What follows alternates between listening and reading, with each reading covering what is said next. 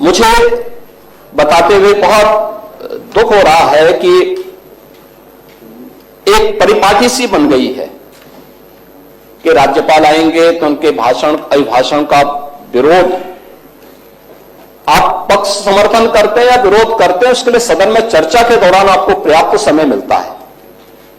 लेकिन एक संवैधानिक पद पर बैठे हुए महानुभावों का अभद्र तरीके से, अशिष्ट तरीके से हम उनके साथ दुर्व्यवहार करें और विरोध करें, मुझे लगता है लोकतांत्रिक मूल्यों के प्रति उन लोगों की अनास्था को व्यक्त करता है। हम संवैधानिक पदों की अवमानना तो कर ही रहे हैं, साथ साथ बाबा साहब डॉक्टर भीमराव अंबेडकर के द्वारा दिए गए संविधान की भी अवमानना करने का काम कर रहे हैं, क्योंकि ये जो भी कार्य हो रहा है संवैधानिक दायरे में रह करके, संवैधानिक पक्षों को लेकर के सम्मानजनक तरीके से हम आगे बढ़ा सकें। लोकतंत्र में संवाद से लोकतंत्र चलता है। यह आवश्यक नहीं कि आप हमारी बातों से सहमत होई, या ये आवश्यक भी नहीं कि हम आपकी बातों से सहमत होई, लेकिन न मैं आपको आपकी बात बोलने से रोक सकता हूं, न आप ही मेरी बात बोलने से आप मुझे रोक सकते हैं। दोनों को एक संवैधानिक अधिकार भी मिला हुआ है कि हम अपनी बात को एक संवैधानिक दायरे में मर्यादित तरीके से, शिष्ट तरीके से हम अपनी बातों को चर्चा के दौरान रख सकें। लेकिन हम लोग इस प्रकार का आचरण एक संवैधानिक पद पर बैठे हुए महानुभावों के प्रति व्यक्त करें, मुझे लगता है कहीं भी ये संवैधानिक भी नहीं है और लोकतांत्रिक भी नहीं है। तो सबसे पहले समाजवादी पार्टी जो मुख्य विपक्षी पार्टी है दोनों सदनों में, उसका जो आचरण था वह किसी भी स्थिति में लोकतांत्रिक भी नहीं था और संवैधानिक भी नहीं था। और मुझे लगता है कि पूरा सदन इन बातों से सहमत होगा। और मैं चाहूंगा कि जैसे माननीय सदस्य चर्चा के दौरान अपनी मुद्दों पर सहमति या सहमति पर अपने विचार व्यक्त करते हैं, शालीनता के साथ अपनी बातों को आपको सुनना चाहिए था, महानुभाव के प्रति अपना सम्मान व्यक्त करना चाहिए था, फिर अपनी बात को सदन में आप रख सकते थे। लेकिन आप लोगों ने इससे इतर राज्यपाल जी के प्रति जिस प्रकार की अभद्र भाषा का प्रयोग किया था, जिस प्रकार के नारे लगाए थे, कोई सभ्य समाज और कोई भी एक आदर्श लोकतांत्रिक व्यवस्था इसको कतई स्वीकार नहीं कर सकती है। और मुझे लगता है कि यह एक दुखद पहलू समाजवादी पार्टी के आचरण में इस दौरान समेत सदन में देखने को मिला है। महोदय, सदन में बहुत सारी चीजें महामहिम राज्यपाल जी ने अपने अभिभाषण में कही थी और जिसमें मैं दोनों सदनों के भाषण को, खासतौर पर विपक्षी दलों के माननीय सदस्यों के भाषण को सुन रहा था। इसमें महामहिम राज्यपाल जी ने इस सदी के दो महत्वपूर्ण घटनाक्रमों का उल्लेख करते हुए इस सदी का जो सबसे बड़ा उत्सव प्रयागराज में आयोजित हो रहा है, महाकुंभ के आयोजन के बारे में चर्चा की। महाकुंभ का आयोजन ये हम सब के लिए गौरव की बात है। और आज जब मैं सदन में बोल रहा हूं, अब तक लगभग 64 करोड़ श्रद्धालु प्रयागराज में आकर आस्था के इस महास्नान में भागीदार बनकर के आदरणीय प्रधानमंत्री जी के एक भारत श्रेष्ठ भारत के विजन को एक नई गति दे चुके हैं। एक नया भारत है, अपने नागरिकों को बिना भेदभाव के एक स्थान पर एकत्र करने की सामर्थ्य रखता है और ये नए भारत की इस ताकत का एहसास दुनिया ने किया है। प्रयागराज का महाकुंभ अब तक के सारे अनुमानों को, सारे रिकॉर्डों को तोड़ते हुए अब तक के दुनिया के सबसे बड़े आयोजनों में शामिल हुआ है। जब दुनिया उत्तर प्रदेश पर गौरव की अनुभूति कर रही है, प्रयागराज पर गौरव की अनुभूति कर रही है, तब विपक्ष के हमारे सभी मान्य सदस्य इस पर गौरव की अनुभूति करने की बजाय छीटाकशी कर रहे हैं।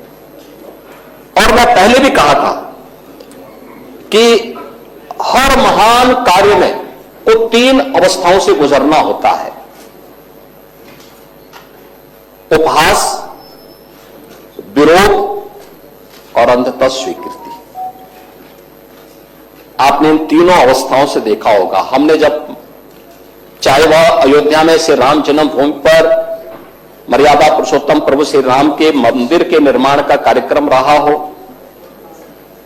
चाहे वह प्रयागराज महाकुंभ के आयोजन का कार्यक्रम रहा हो, इन दोनों में एक साम्यता देखने को मिली। विरोधी दलों ने प्रारंभ में हमारा उपहास किया, कहते थे क्या राम मंदिर बना देंगे। हम लोग हंसते थे, हम लोग तो यही कहते थे यार ये संघर्ष तो इसी काम के लिए है। लोग कहते क्या सफल हो जाओगे, हम कहते जरूर सफल होंगे। हमारा विश्वास है, अपने आप पे विश्वास है, ईश्वर की कृपा पे विश्वास है, अपने नेतृत्व पे विश्वास है, अवश्य हम सफल होंगे। लेकिन इन लोग तब भी हमारा उपहास करते थे। फिर जब आंदोलन थोड़ा आगे बढ़ा तो इन्होंने कहना शुरू किया कि क्या मंदिर बन जाएगा। उसमें रोड़े अटकाने प्रारंभ किए, विरोध करना प्रारंभ किया, तमाम प्रकार की अनर्गल टिप्पणियां प्रारंभ की। और जब वह भी आगे बढ़ा, तमाम दलीलों के बाद अंततः कहने लग गए कि राम तो सबके हैं। तो हमने कहा, तब भी हम बोल रहे थे कि राम तो सबके हैं, जब हम लोग आपको भी कहते थे कि इस आंदोलन में विरोध मत करो, उपहास मत उड़ाओ, और राम सबके हैं। ये तो सबके बात सबने सोच ही लिया, सबने जान ही लिया है कि राम तो सबके हैं, हर व्यक्ति को पावलापन दिखाई दे रहा है। ऐसे ही कुंभ के लिए भी, महाकुंभ की तैयारी के साथ जब हमारी टीम वहां पर गई थी और हम लोग इसकी तैयारी कर रहे थे, ये मेरा सौभाग्य है कि 2019 के कुंभ में भी उत्तर प्रदेश का पूरा कैबिनेट वहां गया था और इस बार पूरा मंत्रिमंडल वहां गया था। प्रयागराज में उन्होंने विकास की योजनाओं पे आत्ममंथन किया और इसे वैश्विक स्तर के एक बड़े आयोजन के रूप में स्थापित करने के उस कार्यक्रमों पर भी विस्तार से चर्चा की। लेकिन विपक्ष शुरू से इसका उपहास उड़ाता रहा है। क्या 40 करोड़ लोग आ जाएंगे? क्या ये आयोजन ऐसे हो पाएगा? क्या ये आयोजन को आप कर पाएंगे? हम लोग तब भी कहते थे आयोजन होगा, क्या आप चिंता कर रहे हैं? हमारे विपक्षी दलों में एक चीज जरूर देखने को मिलती है कि वे पहले किसी चीज को उपहास उड़ाते हैं, विरोध करते हैं, चर्चा से भागने का प्रयास करते हैं और अंततः उसको स्वीकृति भी देने के लिए तत्पर होते हैं। समाजवादी पार्टी के राष्ट्रीय अध्यक्ष भी स्नान करके आ गए, यह उनकी स्वीकृति का ही प्रमाण है। कल विधानसभा में नेता विरोधी दल वे तो अंततः कह ही पड़े कि भाई मैं समाजवादी, बाद में पहले सनातनी हूं। तो यह भी उनकी स्वीकृति को ही प्रमाणित करता है। तो मैंने कहा ये तीनों स्थितियों के बारे में वहां पर हम सबको देखने को मिला और इसीलिए मुझे बहुत अच्छी चीज याद आई। कुंभ के बारे में बहुत सारे लोगों ने जो टिप्पणी की, उन सब की टिप्पणियां अपनी जगह हैं और सबने अपनी बात को अपने तरीके से कहा। जिसकी जो दृष्टि थी उसको वहां की सृष्टि वैसे ही नजर आई।